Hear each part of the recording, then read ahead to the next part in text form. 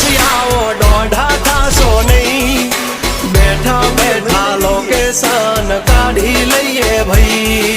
હદ મારે હું બોર્ડર ક્રોસ કરવી નહીં અમારા જેવું તમારાથી કદી થાશે નહીં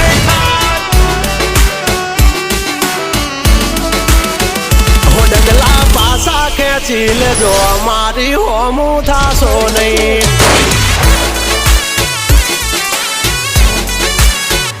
થાય તે કરી લેવાની છૂટ ખોટી પાઇપો દેવી નહીં